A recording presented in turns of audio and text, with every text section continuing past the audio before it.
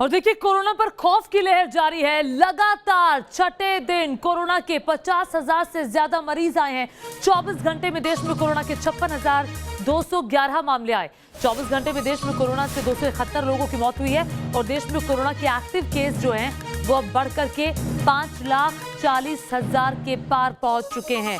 और लगातार जो ये दूसरी लहर है ये डरा रही है, क्योंकि तेजी से इसका संक्रमण फैल रहा है। क्योंकि अब जो संक्रमण है वो अलग अलग वेरिएंट का है, दक्षिण अफ्रीका का, यूके का और ये जो अलग ब्राजीलियन वेरिएंट, और ये जो वाकई में अलग अलग संक्रमण फैल रहे हैं उससे चिंता और ज्यादा बढ़ जा रही है। और इसी पर ही आज हम अपनी खास पेशकश में बातचीत करने वाले हैं कि आखिर कैसे बचा जाए। और इसी पर बातचीत करने के लिए तमाम एक्सपर्ट हमारे साथ जुड़ गए हैं। डॉक्टर दीपाली भारद्वाज हमारे साथ मौजूद हैं, हेल्थ एक्सपर्ट है। डॉक्टर MC मिश्रा हमारे साथ हैं, एम्स के पूर्व डायरेक्टर हैं। डॉक्टर मनोज शर्मा भी हमारे साथ जुड़ेंगे, डॉक्टर अरुण पांडे भी हमारे साथ जुड़ेंगे। इन सबसे हम बातचीत करेंगे, लेकिन उससे पहले आपको बता दें देश में कैसे कोरोना की रफ्तार बेकाबू हो रही है और दिल्ली मुंबई में कैसे टेंशन भारी है। इन 5 तस्वीरों से जरा आपको समझाते हैं। मुंबई में फिर से लापरवाही नजर आ रही है तो लॉकडाउन की जरूरत की बात भी लगातार की जा रही है। इधर दिल्ली में कोरोना ने 3 महीने का रिकॉर्ड तोड़ दिया है। तो ये 5 तस्वीरें देश के अलग अलग हिस्सों की आप देख रहे हैं। अहमदाबाद, दिल्ली, पंजाब, मुंबई। 5 दिन बाद भले कोरोना के केस थोड़े कम हुए हैं लेकिन टेंशन बढ़ी है। ये पूरी रिपोर्ट आपको दिखाते हैं।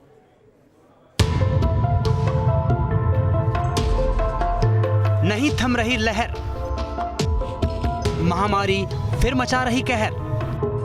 शहर दर शहर किलर कोरोना का डर। देश में कोरोना के मामले एक बार फिर रफ्तार पकड़ चुके हैं। बढ़ते केस और बढ़ती मौत टेंशन बढ़ा रहे हैं। सबसे ज्यादा खतरे में है महाराष्ट्र, जहां फिर कोरोना विस्फोट हुआ है। मुंबई और पुणे में भी नागपुर जैसे हालात हो गए हैं। यही वजह है कि पूरे महाराष्ट्र में लॉकडाउन की तैयारी तेज हो गई है। लगातार महाराष्ट्र सरकार की तरफ से लोगों को ये सूचना दी जा रही है कि वो भीड़ ना करे, क्योंकि कोरोना संक्रमण जिस तरह से अपने हाथ पांव पसर रहा है वो एक खतरे की घंटी अब जो है वो कहीं ना कहीं अब पूरे महाराष्ट्र पर है। क्योंकि जिस तरह से कोरोना मरीजों की संख्या बढ़ रही है, राज्य सरकार ने चिंता जताई है और साथ ही साथ ये भी कहा है कि अगर इसी तरह से भीड़ बढ़ती रही या फिर लोग अगर नियमों का पालन नहीं करेंगे तो राज्य सरकार को सख्त होना पड़ेगा और लॉकडाउन जो है वो भी लगवाना पड़ेगा। महाराष्ट्र में पिछले साल की तरह फिर कोरोना बेलगाम न हो जाए और अस्पतालों में फिर लाशों के ढेर न लग जाएं। इसके लिए अस्पतालों को कड़े निर्देश दिए गए हैं। प्राइवेट हॉस्पिटल में 80% बेड कोविड मरीजों के लिए रिजर्व रखने को कहा गया है। पैनिक ना होए and let the hospital decide कि भाई पेशेंट बीमार है या नहीं है, क्योंकि एक बीमार आदमी के लिए बेड है।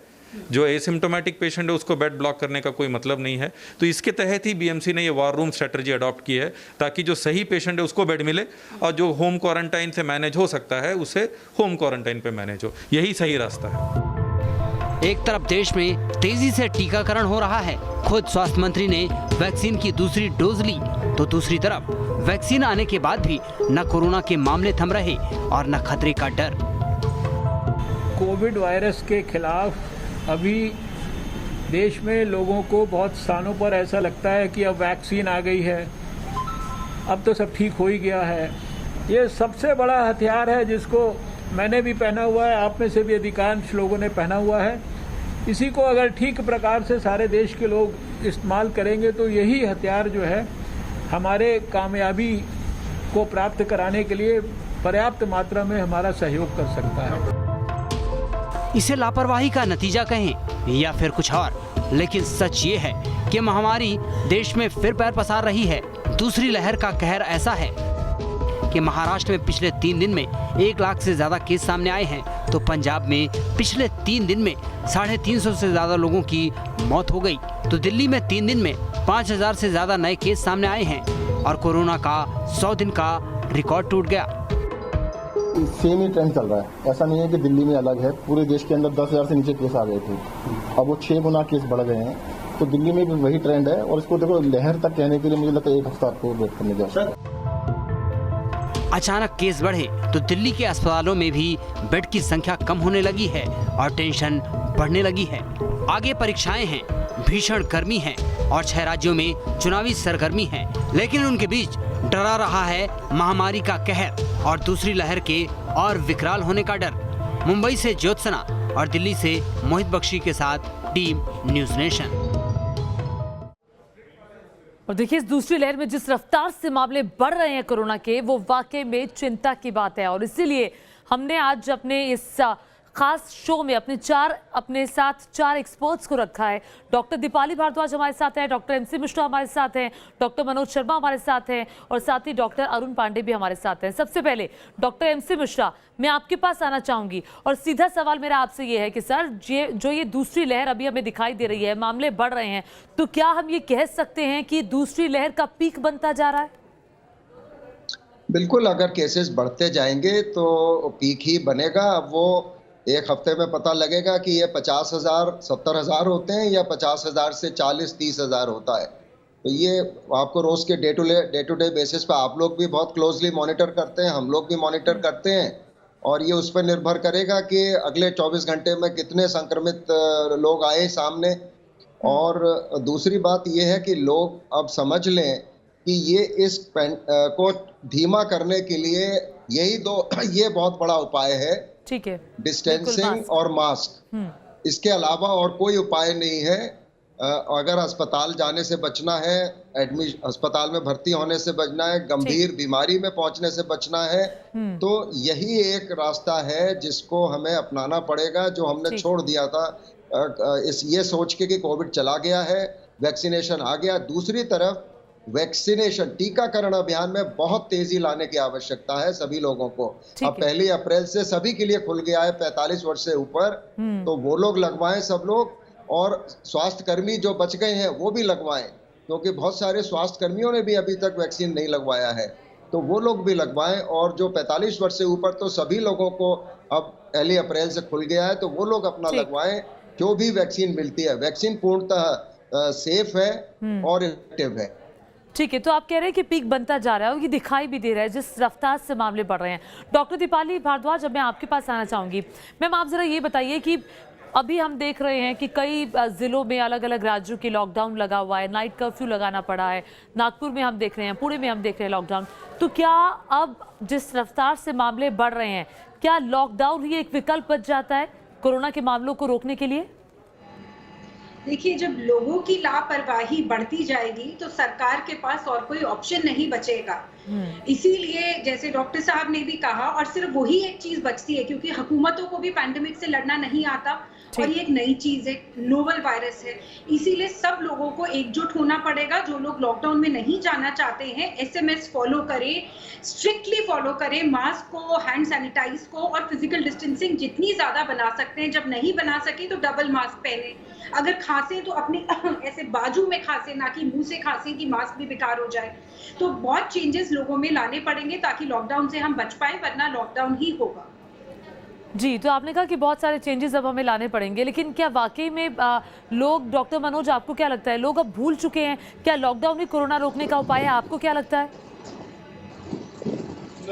हमें ऐसा लगता है कि लोग सख्ती से या कड़ाई से नियमों का पालन नहीं कर रहे हैं, जिसके कारण ये सेकंड वेव आती चली जा रही है। तो सोशल डिस्टेंसिंग, हैंड सैनिटाइजर जब तक नहीं करेंगे, ये सब कुछ सेकंड वेव, थर्ड वेव आती चली जाएगी।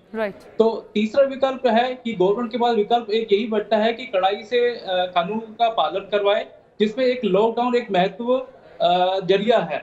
आपने जैसे देखा होगा कि पिछली बार जब कर्फ्यू लगा था, उसमें काफी हद तक हमने कंट्रोल पाया था इसे फैलने के लिए। तो ये भी एक विकल्प है, बट वो भी बहुत अच्छी तरह से हमें लागू करवाना पड़ेगा। ठीक है, और लोगों को मुझे लगता है अपनी जिम्मेदारी भी समझनी पड़ेगी, रिस्पॉन्सिबिलिटी भी लेनी पड़ेगी कि देखिए आप ऐसे मामले नहीं रुकने वाले, आपको अपनी जिम्मेदारी लेनी पड़ेगी। और देखिए, आपको ये बता दें कि मुंबई में लगातार कोरोना के मामले बढ़ रहे हैं। 5800 मामले एक दिन में सामने आए हैं, और किस तरह से जैसे मरीजों की संख्या बढ़ रही है, वैसे किस तरह से बेड्स की भी कमी होती जा रही है। आइए आपको दिखाते हैं। दिल्ली और मुंबई में संकट गहरा गया है। चूंकि दिल्ली में भी 1900 से ज्यादा मामले कोरोना के सामने आए हैं और पिछले साल दिसंबर में मामले आए थे और 104 दिन बाद ठीक वैसा ही माहौल बनता हुआ दिखाई दे रहा है। कोरोना मरीजों के लिए बेड की कमी है। मुंबई में 7000 अतिरिक्त बेड का इंतजाम किया गया है। इसके बावजूद भी तैयारी और करने की जरूरत है क्योंकि रफ्तार काफी तेज है इस संक्रमण की। मुंबई में निजी अस्पतालों में 2269 बेड हैं। जंबो कोविड सेंटर में लगेंगे 1500 और बेड की तैयारियां की जा रही है। एहतियातन ये कदम मुंबई में उठाए जा रहे हैं। दिल्ली में भी कई निजी अस्पतालों में बेड की कमी की खबरें लगातार आ रही हैं और दिल्ली में 4299 बेड्स खाली पड़े हुए हैं। और आइए अब आपको मुंबई से एक रिपोर्ट दिखाते हैं कि क्या हालात है कुल मिलाकर के। मुंबई समेत पूरे महाराष्ट्र में कोरोना मरीजों की संख्या लगातार बढ़ती जा रही है। इसको देखते हुए राज्य सरकार और प्रशासन की तरफ से जो है वो तैयारियां अब शुरू कर दी गई है क्योंकि जिस तरह से मरीजों की संख्या बढ़ती जा रही है उस तरह से कोरोना वैक्सीन हो फिर चाहे कोविड के लिए बेड हो उन सब की ज़्यादा ज़रूरत पड़ सकती है। ऐसे में किस तरह से तैयारी है राज्य सरकार की और प्रशासन की, ये देखने के लिए हम आए मुंबई के मुलुंड स्थित प्लैटिनम अस्पताल के सामने, जहाँ आप देख सकते हैं कि यहाँ पर ये जो बुजुर्ग लोग बैठे हैं और कुछ 45+ लोग जो बैठे हैं वो वैक्सीन लेने के लिए बैठे हैं। हालांकि 1 अप्रैल के बाद सभी लोग जो है जो 45 से अधिक जिनका उम्र होगा वो वैक्सीन ले सकते हैं, लेकिन अभी फिलहाल जिस तरह से कोरोना मरीजों की संख्या बढ़ रही है ऐसे में अब अस्पतालों में फिर चाहे वो निजी अस्पताल हो, कोविड सेंटर हो, सरकारी अस्पताल हो, हर अस्पताल में कोविड के लिए बेड जो है वो आरक्षित रखे जाएंगे। साथ ही साथ आईसीयू और जो महत्वपूर्ण जो ऑक्सीजन हो चाहे इंटेंसिव केयर यूनिट हो, ऐसी इस तरह से जो बेड लगने वाले हैं उनकी भी तैयारियां राज्य सरकार की तरफ से कर दी गई है। राज्य सरकार ने प्रशासन को ये सूचना दी है, साथ ही साथ रिपोर्ट भी मांगी है कि फिलहाल महाराष्ट्र में और ख़ासतौर पर मुंबई में कोरोना मरीजों के लिए किस तरह से तैयारी की गई है और उनके लिए कितने बेड्स अवेलेबल है, इस बात का भी जायज़ा लिया जा रहा है। और जिस हिसाब से कोरोना मरीजों की संख्या बढ़ रही है उस हिसाब से हो सकता है कि आने वाले समय में बेड की संख्या कम पड़ सकती है। जर्नलिस्ट सिद्धेश के साथ ज्योत्सना गंगने, न्यूज़ नेशन, मुंबई। तो आपने भी हमारी इस रिपोर्ट में देखा कि जिस तरह से कोरोना के मरीजों की संख्या बढ़ रही है और हो सकता है कि बेड्स की संख्या भी काफ़ी कम हो जाए और इसीलिए एहतियात बरतने की ज़रूरत है। और हमारे साथ लगातार तमाम एक्सपर्ट्स बने हुए हैं, हम इन सब से बातचीत करेंगे, लेकिन वक्त एक ब्रेक का।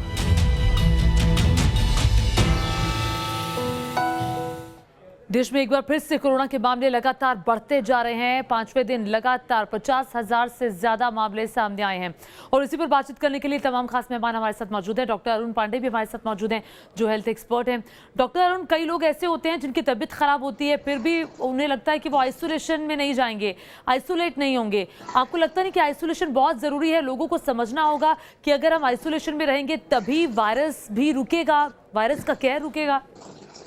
जी बिल्कुल बिल्कुल, एकदम आप सही कह रही हैं। और ये मैं आपके चैनल के माध्यम से अपील भी करना चाहूंगा कि जहां भी आपको लगता है कि आपकी तबीयत का खराब होने का मतलब ये नहीं है कि आपको जिम में चलाना या कुछ अच्छा नहीं लगना। तबीयत का खराब होने का मतलब जहां भी आपको गले में खराश आए, बुखार टाइप का लगने लगे, तो आपको ये समझना है पहला, क्योंकि पैंडेमिक में ये माना जाता है कि जब भी आपकी तबीयत खराब होने वाली कंडीशन आए और लगे कि आपकी तबीयत खराब हो रही है तो दैट मींस कि आप सस्पेक्टेड हैं। तो जैसे ही आप सस्पेक्ट हो रहे हैं अपने आप को आइसोलेट कर लीजिए। आइसोलेशन से एकदम आप बात सही कह रही हैं, आइसोलेशन से स्प्रेड ऑफ द वायरस रुक जाएगा और आप कहीं ना कहीं वो चीज जरूर पालन कर लेते हैं जिस पे हम लोग बोलते हैं। और अब एसएमएस के साथ साथ मैं बताना चाहूंगा कि एसएमएस विथ विक्ट्री, यानी एसएमएस के साथ अगर आप वैक्सीनेशन लेते हैं तो हम इस कोरोना से जरूर विजय प्राप्त कर लेंगे। एसएमएस में मैं बताना चाहता हूँ, एसएमएस मतलब सोशल डिस्टेंसिंग, मास्क और सैनिटाइजेशन। यही हथियार है कोरोना से लड़ने के, सोशल डिस्टेंसिंग, मास्क और आइसोलेशन बहुत जरूरी है, जैसा कि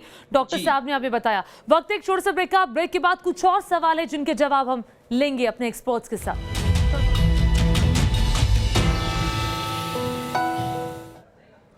खौफ की लहर, जी हां, देश में कोरोना का कहर लगातार बढ़ता जा रहा है और लगातार छठे दिन कोरोना के 50,000 से ज्यादा मरीज आए हैं। 24 घंटे में देश में कोरोना के 56,211 मामले आए हैं। आइए अब कुछ आंकड़े आपको दिखाते हैं और ये आंकड़ा देखना बहुत जरूरी है।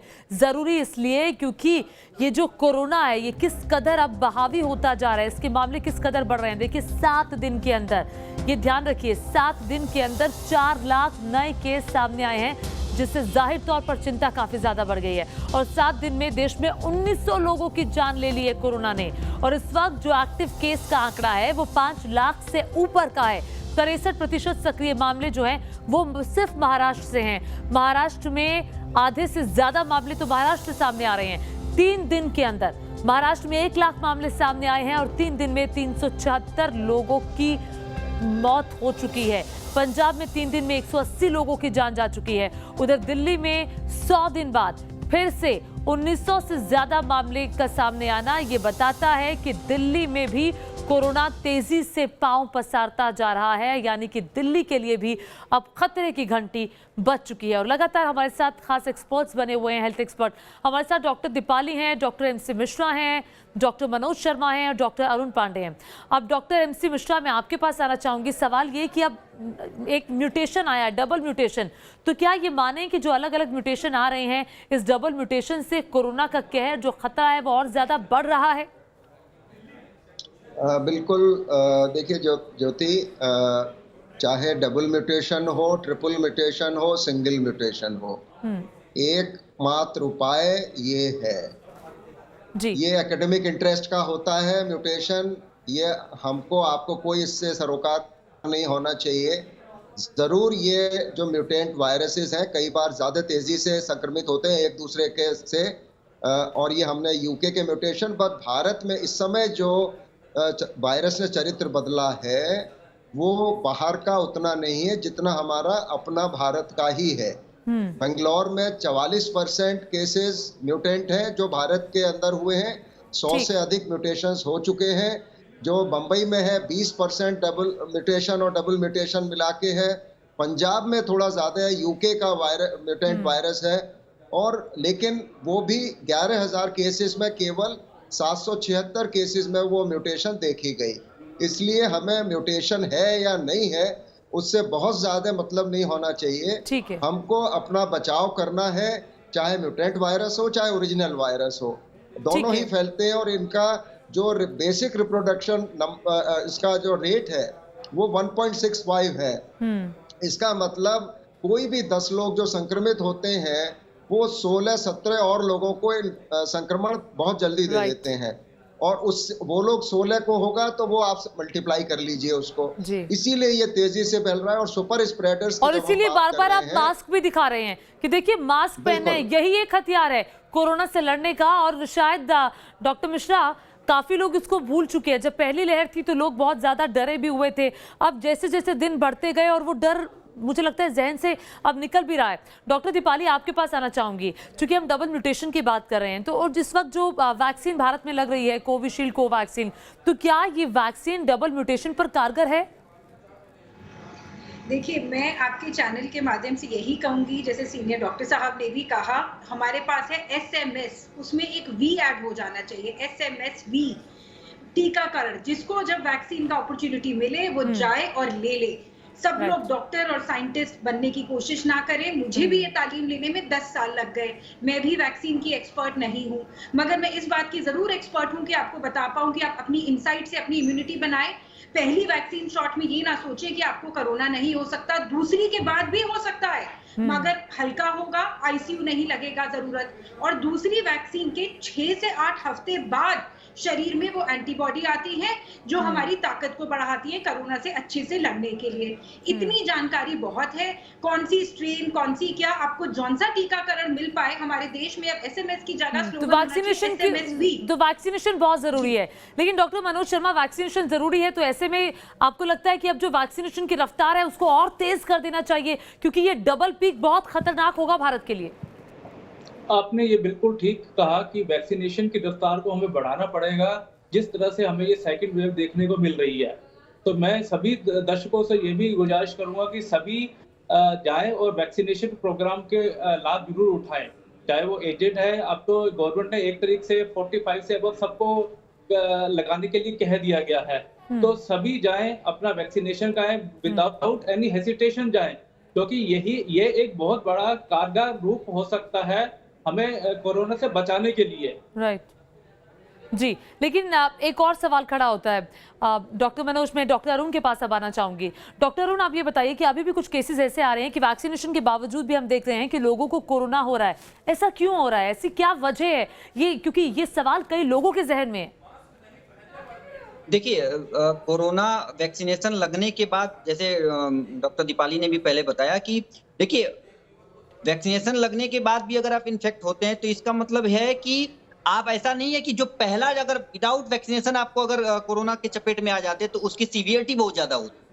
वैक्सीनेशन के बाद आपकी सीवियरिटी कम हो जाएगी। और जाहिर सी बात है, हम लोग बार बार किसकी बात कर रहे हैं कि आईसीयू बेड बढ़ा रहे हैं, हम लोग हॉस्पिटल में बेड ऑक्युपाई करा रहे हैं। क्यों करा रहे हैं कि इस पे अगर जिनको वैक्सीनेशन नहीं लगा है या फिर जो कोरोना के चपेट में आ पा रहे हैं या आ जा रहे हैं, उनको हम आईसीयू तक का रास्ता ना दिखा पाए, यानी कि हम आईसीयू से पहले ही उनको रिकवर करके घर भेज दें, ये हमारी कवायद है। और मैं एक बात और बताना चाहूंगा आपके चैनल के माध्यम से, और मुझे मेरी अपील भी है भारत सरकार से कि जो अब हमें वैक्सीनेशन के साथ एक चीज और ऐड कर देनी चाहिए, वैक्सीनेशन फॉर ऑल।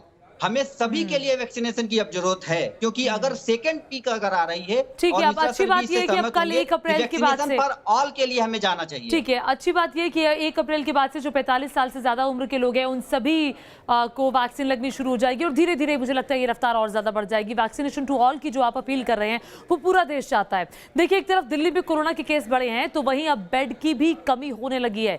दिल्ली से हमारे संवाददाता मोहित बख्शी की एक रिपोर्ट आपको दिखाते हैं। दिल्ली में कोरोना के मामले एक बार फिर बढ़ते जा रहे हैं। आलम यह है कि फरवरी में जो आंकड़ा 100 तक पहुंच गया था वो अब 1900 को पार कर रहा है बीते 24 घंटे में। संक्रमण दर जो है वो भी 3% के करीब पहुंच गई है। और अगर सबसे चिंताजनक बात हम यहाँ करते हैं तो वो है प्राइवेट अस्पतालों में आईसीयू बेड्स की संख्या।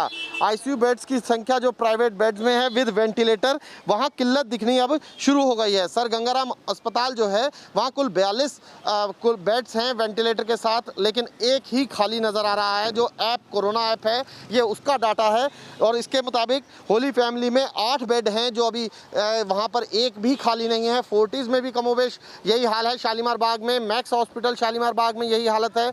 इसके अलावा 10 वेंटिलेटर आईसीयू बेड जो हैं वो रखे गए हैं नॉर्दर्न रेलवे के अस्पताल में, लेकिन सभी भरे हुए हैं। हालांकि बड़ी तस्वीर ये है कि दिल्ली में सरकारी और प्राइवेट मिलाकर कुल 785 वेंटिलेटर्स हैं।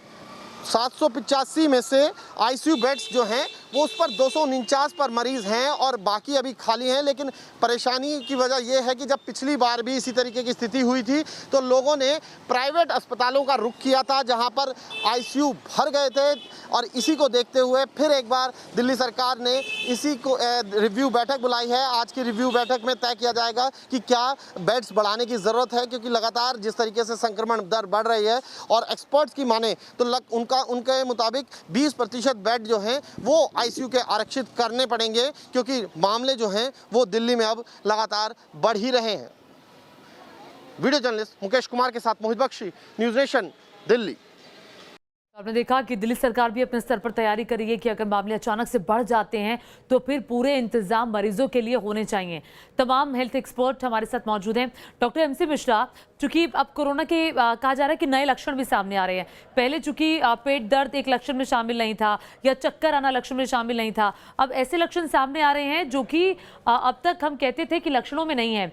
तो क्या ये जो लक्षण है ये नए स्ट्रेन की वजह से हैं और ये कहा जा सकता है कि जो नया स्ट्रेन है, ब्राजीलियन स्ट्रेन है, यूके का है या साउथ अफ्रीकन स्ट्रेन है, ये ज्यादा खतरनाक है पहले के मुकाबले? नहीं ज्योति, लक्षण तो वही है, कमोवेश लक्षणों में कोई परिवर्तन नहीं है। ठीक। लेकिन अब जो लॉन्ग टर्म पोस्ट कोविड सीक्वली है वो कुछ सामने आ रही है जिन लोगों को कोविड हो चुका है। बाकी जैसे हमने देखा पिछले मार्च से जब शुरू हुआ था तो बुखार, गले में खराश और कुछ लोगों को सांस की तकलीफ जी, और उसके बाद फिर जो लूज मोशंस ऐड हुए, उसके बाद लॉस ऑफ स्मेल ऐड हुआ, उसके बाद आपका लॉस ऑफ एपिटाइट ऐड हुआ और ये भी देखा गया कि लोगों को फिर स्ट्रोक और हार्ट की प्रॉब्लम भी कुछ सामने आई। इसमें मायोपैथी जिसको कहते हैं कार्डियक मायोपैथी जी, हेडेक भी सामने आया, कुछ लोगों को मेनिंजाइटिक सिम्टम्स भी आए ठीक, और बहुत सारे लोगों को बिल्कुल एसिम्प्टोमेटिक। तो इसका जो स्पेक्ट्रम है, एक तरफ है एसिम्प्टोमेटिक लक्षण रहित और दूसरी तरफ सबसे गंभीर जो आईसीयू में पहुंच जाते हैं लोग, लंग इन्वॉल्वमेंट इतना ज्यादा हो जाता है। तो इसका स्पेक्ट्रम बहुत वाइड है और प्रिडिक्ट करना बहुत मुश्किल है। ये जरूर पता है कि जिन लोगों को कोमॉर्बिडिटीज हैं in the form of diabetes, heart disease, उनको ज्यादा ध्यान रखने की जरूरत है, उनको ज्यादा ध्यान रखने की जरूरत है। ठीक है डॉक्टर एमसी मिश्रा, आप हमारे साथ बने रहिए सर। बहुत सारे सवाल है जो लोग जानना चाहते हैं और वही सवाल जो आप जानना चाहते हैं, यानी कि न्यूज़ नेशन के दर्शक जानना चाहते हैं, वही सवाल इस वक्त हम अपने साथ मौजूद हेल्थ एक्सपर्ट से कर रहे हैं। अभी वक्त एक ब्रेक के बाद कुछ और सवाल पूछेंगे।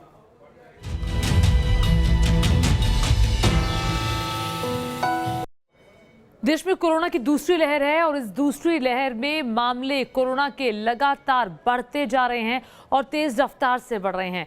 डॉक्टर दीपाली भारद्वाज हमारे साथ मौजूद है, डॉक्टर एमसी मिश्रा हैं, डॉक्टर अरुण हैं, डॉक्टर मनोज हैं। डॉक्टर दीपाली, आपके पास आना चाहूंगी। और बड़ा सवाल ये कि हम देख रहे हैं कि महाराष्ट्र और पंजाब का ट्रेंड, वहां मामले बहुत तेजी से बढ़ रहे हैं, रफ्तार बहुत तेज है। इसके पीछे की वजह क्या है?